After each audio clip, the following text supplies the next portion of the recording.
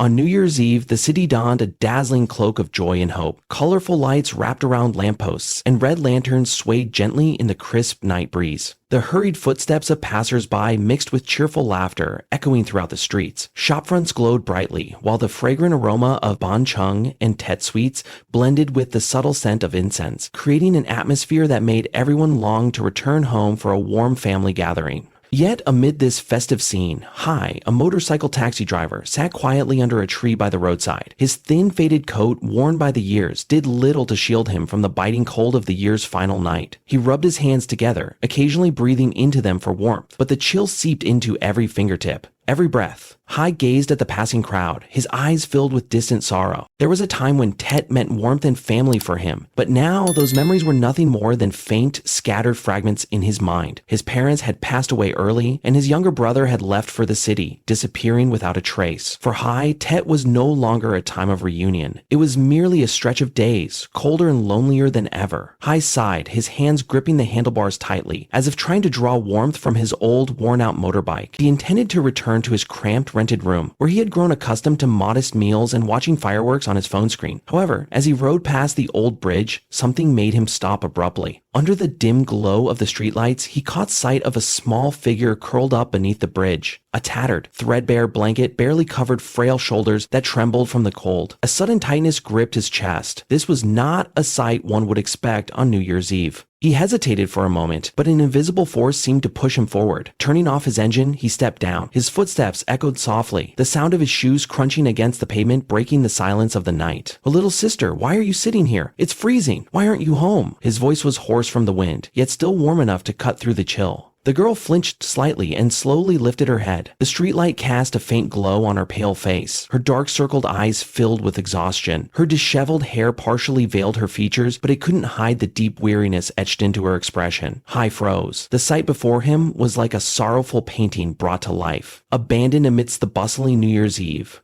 "Are you okay?" Hai took another step forward, his voice softer now, filled with concern. The girl merely shook her head. Her cracked lips trembled slightly as she whispered in a frail voice, "I have nowhere to go." Those words struck Hai like a sharp blade, rendering him speechless. For a moment, he could only look at her, his heart weighed down by an inexplicable heaviness. The young woman before him seemed to be carrying an unspoken burden of pain. Her frail shoulders quivered, her hollow eyes devoid of hope, as if she had already surrendered to despair. Nowhere to go. The phrase echoed in Hai's mind. He remembered himself in the past, wandering, lost, believing there was no place left for him to return to. A wave of empathy surged through him, making it impossible to turn away. "Where is your home? Let me take you there." Hai crouched down in front of her, his voice firm yet gentle.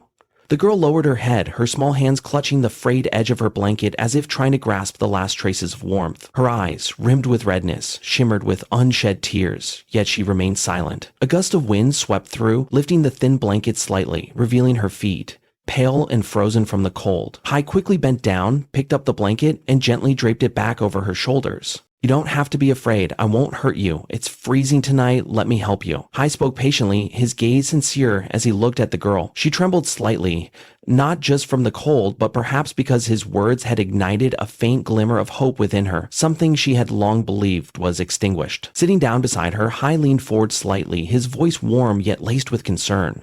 "Where is your home? Why are you here alone? It's New Year's Eve. It's dangerous to be out in the cold like this." The girl remained silent, her frail hands clutching tightly to the frayed edges of her tattered blanket. The biting wind sent shivers through her small frame. Hai waited for a response, but she kept her head bowed as if trying to hide her pale face. Suddenly, a quiet sob broke the silence. Tears began to stream down her gaunt cheeks. Her shoulders trembled harder, and the sound of her stifled cries seemed to burst forth after being suppressed for far too long. "I have no home to return to. I don't even know why I keep living like this." Hai froze. A simple sentence, yet it cut through him like a knife to the heart. Hai asked no further questions. He simply sat in silence beside her, waiting for her to regain her composure. The wind howled through the bridge, blending with her muffled sobs, creating an oppressive stillness that felt suffocating. It took a long moment before she finally lifted her head, her tear-streaked eyes gazing into the distance. Her voice was small, trembling, yet filled with sorrow. Her voice grew hoarse from holding back her emotions. "At first, I just thought she disliked me. I tried to endure it, did everything I could to please her. But then, She accused me of stealing money from the house. My father was furious. He didn't believe my explanation. He threw me out. Her final words landed like a hammer blow to Hai's heart. His hands clenched into fists as a wave of sorrow and helplessness surged within him. Hai couldn't even begin to imagine what this fragile girl before him had endured. Gannett, he would later come to know, took a deep breath, but her voice remained unsteady, her words breaking apart between quiet sobs. I ran away to the city, thinking that if I could work and earn my own money, I could prove that I wasn't the person she made me out to be. But life isn't that simple. I searched for jobs everywhere, but in the end, I could only work as a waitress in a small restaurant. The meager salary wasn't enough to cover my expenses. And then I got fired. I had nowhere left to go, no one to rely on. She paused, her gaze drifting into the empty space before her, as if painful memories were crashing over her, suffocating her. Her voice dropped to a murmur as though she was speaking only to herself. With each passing day, I feel like I don't belong anywhere. I ask myself, what's the point of living like this? But I can't find an answer. A heavy weight settled in Hai's chest. The girl before him was like a candle on the verge of being snuffed out. Frail, solitary. A deep sense of empathy welled up within him, for he too had once faced days that felt utterly hopeless. He called out softly, though he didn't yet know her name. It slipped from his lips like an unconscious attempt to offer comfort. She slowly lifted her head, her swollen, wary eyes meeting his. Hai looked at her, his gaze steady yet filled with warmth. Listen to me. I don't know everything you've been through, but one thing I do know, no one should have to face this alone. If you want, I'll help you. Let me take you home. Ingok stared at him, her eyes flickering between doubt and a fragile glimmer of hope. But then she lowered her head and shook it lightly, her voice barely above a whisper. They won't forgive me. They don't need me anymore. Hai placed a reassuring hand on her shoulder, his eyes never leaving her sorrowful face. You haven't tried, so how can you be sure? Don't let fear decide for you. Family is still family, no matter what's happened. Tonight is New Year's Eve. Don't spend it alone. She said nothing. Her shoulders continued to tremble from the cold, but something in her gaze shifted ever so slightly. A faint light, delicate yet enough to spark a fragile hope. Hai watched the frail girl before him, her body curling in on itself against the biting wind of the year's final night. Without a second thought, he quietly took off his old, faded coat and gently draped it over her shivering shoulders. It wasn't new, nor was it thick anymore, but perhaps it was the warmest thing he could offer at this moment. Listen to me. Hai's voice was deep and steady, his gaze fixed on the girl. You can't stay here like this. Tonight is freezing and it's dangerous. Let me help you go home. Family is always a place to return to no matter what has happened. She lifted her head to look at him, her eyes swollen and filled with an unspoken sorrow. Ngokt, the name Hai had yet to learn, but what had she endured to have such an empty gaze? Her pale lips quivered, but no words came out. Silent tears streamed down her gaunt face. She shook her head violently, as if rejecting even the faint glimmer of hope Hai had just offered. No, they don't need me. My father will never forgive me. I can't go back. Her voice was hoarse, choked with emotion, as though crushed beneath the weight of her pain. Those words struck Hai like a blow, leaving him momentarily speechless. A father who wouldn't forgive. A home that was no longer a refuge. These things should never exist, especially on New Year's Eve, a night when everyone longed for reunion. Hai knelt slightly, placing a gentle hand on her shoulder. His gaze was resolute, yet filled with kindness. If you don't go back, this pain will follow you forever. You can keep running, but it will only make you feel more lost. I looked at her, his voice steady yet resolute. I don't know what you've been through, but I do know one thing. Facing it is the only way to move forward. I'll go with you, no matter what. I won't leave you alone. Nyak lifted her gaze, her tear-flowed eyes reflecting hesitation. The unwavering determination in Hai's words made her waver. How long had it been since someone last told her she wasn't alone? That they would stand by her side. So long that she had stopped believing in such things. But now, there was something in Hai's eyes, in his voice, a quiet strength that slowly cracked the cold walls she had built around herself. She clutched the edge of her tattered blanket tightly, then gave a small nod. A simple nod, but to Hai, it was the first sign of courage she was trying to gather. He smiled. Not a big smile, but just enough to dispel some of the coldness lingering between them. Good. His voice softened, as if to reassure her. Let's go. New Year's Eve isn't a time for you to be alone out here. Carefully, he helped her onto his motorbike, adjusting the blanket so she could sit more comfortably. The engine rumbled softly as the bike slowly rolled away from the desolate bridge. Along the way, Hai stole a few glances at her. She remained silent, her eyes lost in the distance, as if still trapped in fear and uncertainty about what awaited her. When they arrived at the bus station, Hai quickly pulled out his wallet, checking the remaining money. He knew there was only enough for 2 tickets. That money was everything he had saved after long, grueling days on the road. But Hai did not hesitate. Money could always be earned again, but the chance to pull someone back from the edge of despair was rare. As he placed the bus ticket into Nyok's hands, he looked at her and spoke gently. Don't worry, you don't have to do this alone. This new year, we'll go home together. Angok held the ticket tightly, her hands trembling, not from the cold, but from the overwhelming emotion. Since leaving home, no one had ever cared for her like this, her gaze fixed on the ticket as if it were a key, one that could unlock a door she had long believed was lost forever. Hope. The old bus slowly pulled away from the station, merging into the stillness of the year's final night. Inside, Grok sat beside Hai, her eyes lingering on the window, where dewdrops glistened like tiny lanterns against the glass. She said nothing, but something in her eyes had changed. A faint light, fragile yet no longer fading. Hai leaned back against his seat, exhaustion flickering across his face, but his heart felt lighter than ever. He didn't know what awaited them ahead, but he knew he had done the right thing. Sometimes all it takes is a little courage to reach out, and you just might pull someone back from the edge. And you might, and tonight he had done just that. Outside, fireworks were preparing to light up the sky, but within Gok, a different kind of spark had begun to flicker. Not brilliant, not dazzling, but just enough to warm her heart. As the bus pulled to a stop at the entrance of the village, Hai gently helped Angok step down. Before them stretched a red dirt road, flanked by tall, slender areca palms. The spirit of Tet filled every corner, from the golden apricot blossoms blooming in front of doorsteps to the joyful laughter of children carried by the gentle breeze. But in Nyok's heart, that warmth only seemed to amplify her fear. Hai walked her slowly down the familiar path, sensing the unease in her every step. Finally, they stopped in front of an old tile-roofed house, its moss-covered roof whispering of the years gone by. The rusty iron gate bore the marks of time, yet beyond it, everything felt different. Strings of twinkling lights lined the fence, a large peach blossom branch stood proudly in the center of the courtyard, and the rich, comforting aroma of banchan cooking drifted from the kitchen, filling the air. Nyok froze at the gate, her fingers tightening around the warm blanket Hai had given her. She couldn't bring herself to take another step. The fear from old memories clung to Nyok like invisible chains, anchoring her feet in place. Standing beside her, Hai gently placed a reassuring hand on her shoulder. His deep, steady voice carried warmth as he said, "You're home now. Be brave.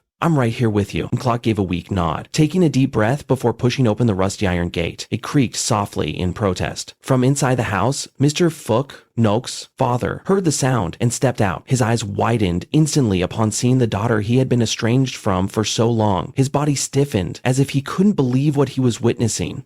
"Nok, is that really you?" His voice trembled, his breath catching in his throat. Anguk parted her lips, struggling to find the right words, but everything seemed lodged in her throat. Her eyes welled up with tears. Just as she was about to speak, a sharp, biting voice rang out from behind. "Oh, look who's here. What, ran out of money, so you finally decided to crawl back?" Both Hai and Gyok turned around. Nyok's stepmother stood there, a woman with striking features but a cold, calculating gaze. She crossed her arms over her chest, her lips curling into a smirk filled with disdain. Nyok's gaze immediately dropped, and her entire body seemed to shrink under the weight of the woman's harsh words. Tears welled up in her eyes, threatening to fall, but she fought to hold them back. Mr. Fook looked at his daughter, then turned to his wife. His expression wavered. Joy at seeing Gok again mixed with uncertainty and doubt. The sharpness in his wife's words made him hesitate, and the initial relief in his eyes slowly gave way to conflicted emotions. "Nyok, why did you only come back now?" His voice softened, trailing off, as if unsure of what to say next. Hai took in everything, sensing the unfairness pressing down on Kwa. Without hesitation, he stepped forward, positioning himself partly in front of her. His gaze locked onto the stepmother's, steady and unwavering. His voice was calm, yet firm. With all due respect, she didn't come back to trouble anyone. She only wanted to return to her home for Tet, a time when families are meant to reunite and forgive. The stepmother narrowed her eyes, her voice growing sharper, colder. "And who do you think you are to interfere in my family's business? She ran away for so long and now she's back. What is she playing at?" Hai didn't flinch. His expression remained resolute. "I'm someone who has seen what she's been through. I don't mean to interfere in family matters, but if this is her home, then she has every right to return, especially on Tet." Hai's words made the stepmother pause for a moment, but she quickly regained her sharp demeanor, turning to Mr. Fook with a look of reproach. "See, this girl has no sense of decency. Now she's even bringing strangers here to stir up trouble. I told you from the start, she's nothing more than a disgrace." Mr. Fook looked at his wife, then at Ngok. His expression wavered. Her words had planted a seed of doubt in his heart. Yet, as he took in the sight of his daughter standing before him, small and tearful, something inside him clenched. Ingok could no longer hold back. She broke down in tears. Her trembling hands clutched tightly onto Hai's coat, as if seeking a sliver of comfort. Hot tears fell onto the cold ground, carrying with them years of buried pain and resentment. Hai glanced at Ingok, then turned back to Mr. Fuck. His voice lowered, steady but weighted with meaning. You may have doubts about her, but I believe she's not the person you think she is. This is her home. And you are her father. Please, just listen to her, just this once. Tet is a time for reunion, not for pushing your child further away. Mr. Fook froze. Hai's words struck something deep within him, a hidden corner of regret, longing, and love that he had buried for so long. But despite that, hesitation still lingered in his eyes. He needed to know the truth. That night, Hai leaned against the back wall of the house, arms crossed, his gaze lost in the dimly lit courtyard. The soft glow of a yellow light flickered weakly in the darkness. The cruel words of Engok's stepmother still echoed in his mind. Something wasn't right. A gut feeling told him that the truth was far more complicated than what she had claimed. As Hai was lost in thought, a sharp voice carried over from the back of the house. His brows furrowed slightly, and he stepped closer, moving silently to listen. Aniosi's stepmother was speaking in hushed yet cutting tones to an elderly neighbor. That girl came back just to demand her share of the inheritance. Does she think I don't know? If my husband still cares for her, sooner or later, this house will end up in her hands. The neighbor hesitated, her voice gentle yet uncertain. But I feel sorry for her. She's been wandering the streets for years. Maybe she's not as bad as you think. Cliff's stepmother let out a cold, dismissive laugh. Her voice turned sharp, revealing its venomous edge. Pitiful, I was the one who framed her. That time, I hid the money in my drawer and made up a story that she stole it. He trusted me completely, and to this day, he still blames her. If she comes back, there's no way I'll let her have anything. Hai froze in place. Every word she spoke felt like a dagger piercing the fragile trust Mr. Fuke still had for his daughter. Rage surged within him, and without a second's hesitation, he stepped forward, his voice cutting through the stillness like a blade. You made up the story and forced her to leave. Don't you feel any guilt? Angok's stepmother flinched, her face turning pale, her eyes widening in shock as if she had been caught red-handed. Stammering, she tried to regain control. You were eavesdropping? What do you even know? Stay out of my family's business. Hai took another step closer, his gaze unwavering and cold. I heard every word you just said. How could a mother do this to her husband's child? Do you have any idea what she has endured out there? Wandering, starving, suffering, all because of your lies? The elderly neighbor turned to Nyok's stepmother, their expression shifting to one of shock and disappointment. Flustered, she forced a weak smile, trying to regain her composure. Nonsense. Who would believe you? You're just an outsider. Hai stood firm, his voice unwavering. Then let me call Mr. Fook here. I'm sure he would want to hear the truth from your own mouth. The moment Fook's name was mentioned, Nyok's stepmother visibly paled, her eyes flickering with unease. She hesitated, unable to utter another word. Without waiting, Hai turned on his heel and strode back into the house, where Nyok and Mr. Fook sat in silence. His voice rang out, steady and resolute. Mr. Fook, I need you to hear this. It's time for the truth to come to light. Fook looked up, momentarily surprised, though the exhaustion on his face remained unmistakable. Slowly, he stood and followed Hai outside. The moment he appeared, Ngok's stepmother instinctively stepped back, avoiding his gaze.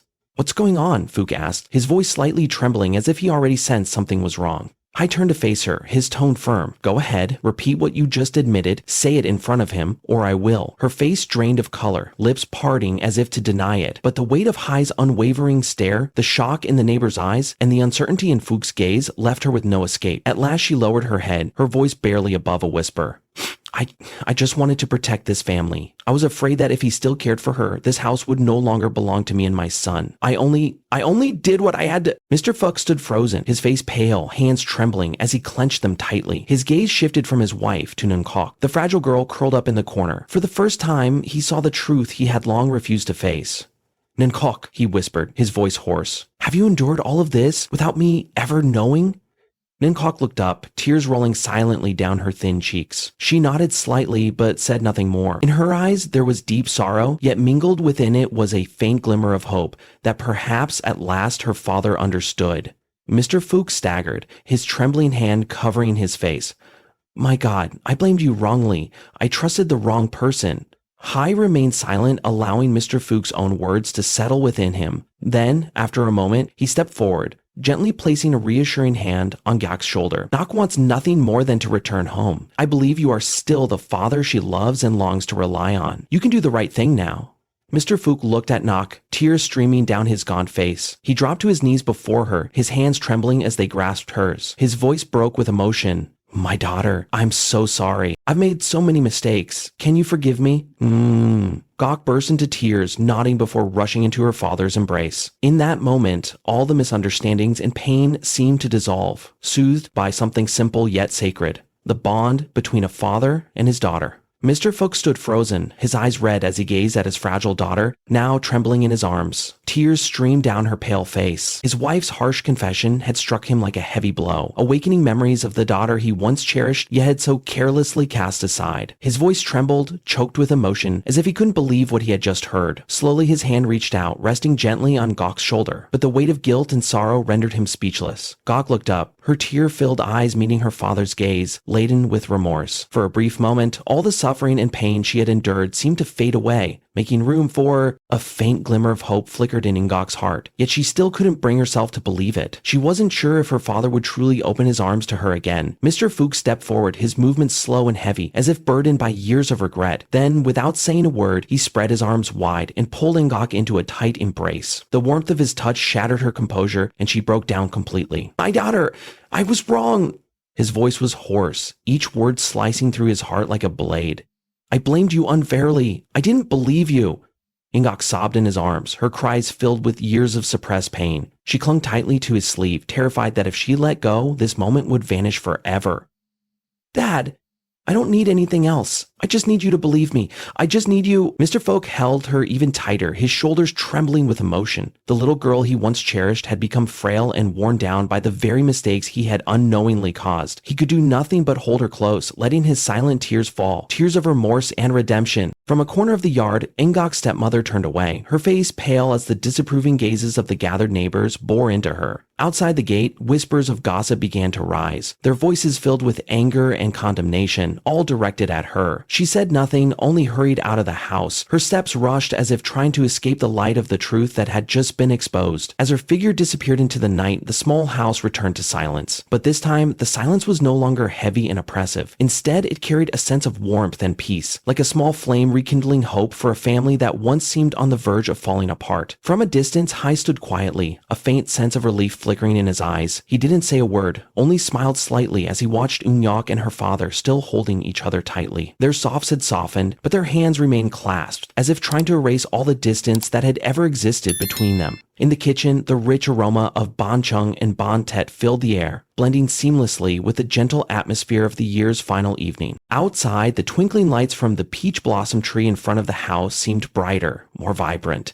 signaling the arrival of a new beginning for this family. The scent of freshly cooked bánh chưng, the rich flavor of braised pork, and the distant crackling of fireworks created an unmistakable feeling of Tet. On the dining table, the traditional New Year's Eve feast was being carefully laid out. Golden poached chicken, steaming bamboo shoot soup, and crispy spring rolls, all coming together to bring the warmth of reunion and celebration to this small home. Ngok now looked more radiant as she stood beside her father, carefully arranging the 5-fruit offering on the ancestral altar. Her hands gently placed each fruit in position, her eyes reflecting a joy and peace she had not felt in a long time. Place the pomelo in the center to balance it better, Mr. Fook said with a gentle smile, his gaze following his daughter with affection and deep regret. Nyak nodded, a soft smile appearing on her lips. She said little, but in every gesture, in every glance, there was a warmth and happiness she had long yearned for. From the corner of the yard, Hai stood quietly, watching the father and daughter. A sense of relief settled in his heart. He knew it was time to leave, to let this family fully embrace their long-awaited reunion. As Hai stepped toward the gate, Mr. Fook turned around, surprise flashing in his eyes. Where are you going? He asked, his voice carrying both concern and sincerity. Hai smiled slightly and bowed his head. I believe my part is done. I'm just an outsider. Tonight belongs to your family. Without hesitation, Mr. Fook strode forward, placing a firm hand on Hai's shoulder. His voice was deep, steady, and resolute. No, you are not just an outsider. If it weren't for you, I would have never realized the true value of my family.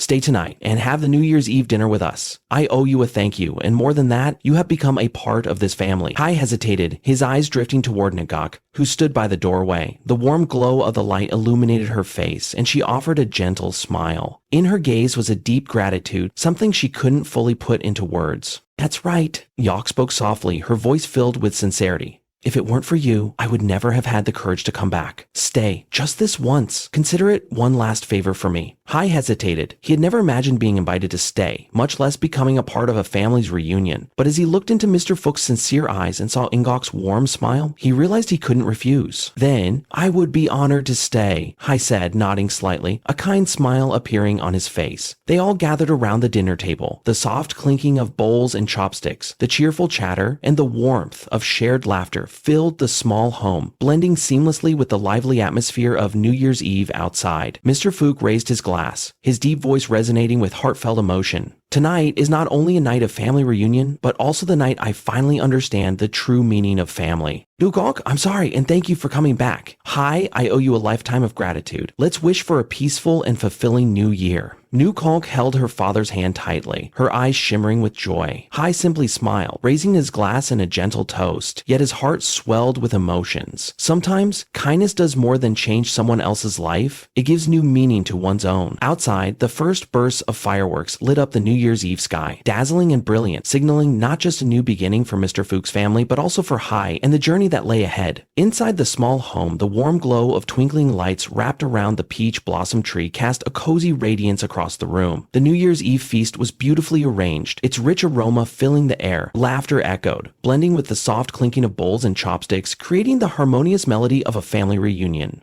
Neok sat beside her father, her eyes gleaming with happiness. A happiness she once thought had been lost forever. Ak carefully poured the tea, her lips curving into a radiant smile as she watched Mr. Fook place a golden piece of chicken into her bowl, just like he used to when she was a child. The warmth in that simple gesture was enough to soothe the wounds in her heart, the scars left by years of wandering. Across from her, Hai sat silently, observing the scene before him. He didn't say much, only smiled. Yet deep inside, he felt a profound sense of relief, an unexpected joy he never thought he would find. He had arrived as a stranger, yet now he felt like a part of this story, a witness to a reunion filled with meaning. Outside, the first bursts of fireworks echoed, illuminating the night sky. The shimmering light reflected through the window, adding to the cozy atmosphere inside the small home. Mr. Fook looked up, his voice lowering, heavy with emotion. This is the most meaningful New Year's Eve of my life, not only because I have reunited with my daughter, but because I have finally understood the true value of family. Thank you, Hai, for bringing her back, and thank you for helping me realize that sometimes forgiveness and love are what truly matter. Hai bowed his head slightly and said, I only did what I was supposed to do, but tonight I realized that helping someone doesn't just bring joy to them, it also makes my own life feel more meaningful. Neok looked at her father and Hai, her eyes shimmering like the fireworks outside. She smiled softly, her voice as light as a passing breeze. I just want to say that I am deeply grateful to both of you. You have given me back something I had lost faith in for so long, family. In that moment, within the small house, among people who had once been strangers carrying their own wounds, they found a connection within their hearts. Misunderstandings and pain seemed to fade away, making room for peace, forgiveness, and a new beginning. Outside, fireworks continued to light up the night sky, marking the arrival of the new year. But within them, another light had begun to glow. Not as brilliant as the fireworks, but warm and enduring. A truly meaningful New Year's Eve was not just about reunion, but about understanding, kindness, and the belief that goodness still exists. Waiting for taking the time to listen to this heartfelt story, this is not just a journey of rediscovering family, but also a profound lesson about the value of kinship, forgiveness, and the power of compassion. Sometimes, even a small act of kindness or timely concern can change someone's life and bring light to the goodness in this world. If this story has touched your heart, please support our channel by hitting the like button, leaving a comment to share your thoughts, and don't forget to subscribe so you won't miss more meaningful stories in the future.